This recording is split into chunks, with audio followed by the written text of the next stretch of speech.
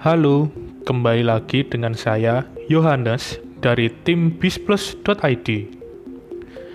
Dokumentasi merupakan salah satu persyaratan standar ISO 9001 tahun 2015, sehingga organisasi harus membuat dokumentasi sistem manajemen mutu yang digunakan sebagai pedoman kerja bagi perusahaan dalam menjalankan proses pelaksanaan. Setelah menerapkan ISO 9001 tahun 2015, perusahaan dapat menunjukkan bukti penerapannya, sehingga dokumentasi dalam standar ISO 9001 dikatakan sebagai informasi terdokumentasi yang termasuk di dalamnya rekaman hasil pelaksanaan proses.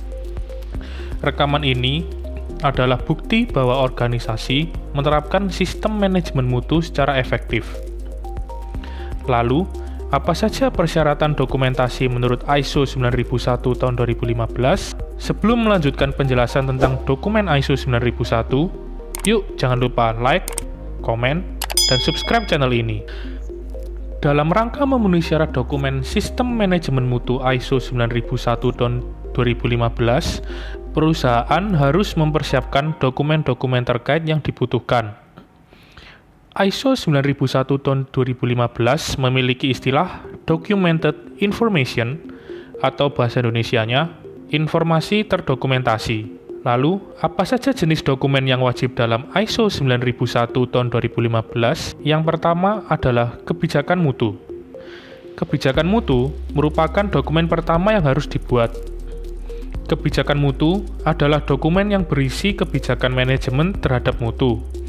Kebijakan mutu merupakan suatu dokumen yang isinya hampir mirip dengan visi misi dengan sedikit perbedaan. Lalu yang kedua, sasaran mutu.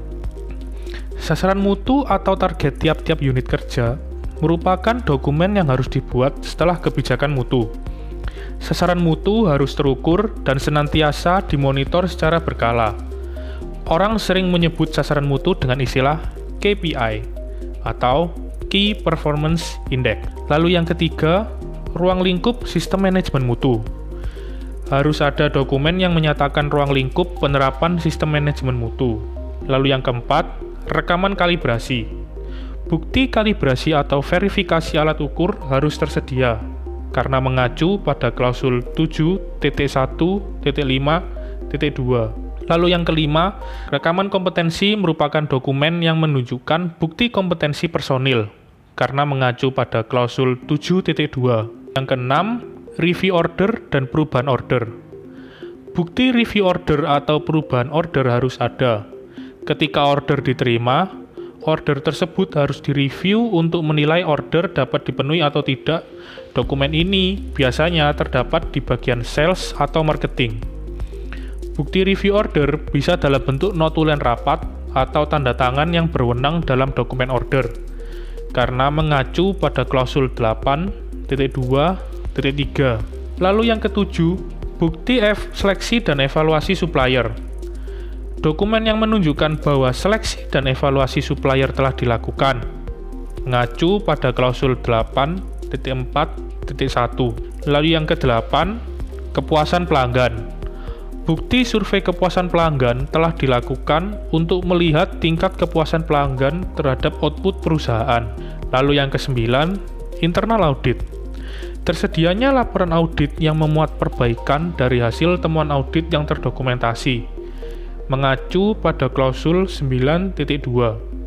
Lalu yang ke-10, manajemen review. Manajemen review merupakan bukti tinjauan manajemen telah dilakukan, harus bisa ditunjukkan sebagai bukti bahwa manajemen puncak mereview dan selalu mengikuti perkembangan sistem manajemen mutu yang ada di perusahaan, karena mengacu pada klausul 9.3. Nah, jadi apakah informasi singkat tentang dokumentasi ISO 9001 tahun 2015 ini sudah menambah pengetahuan Anda?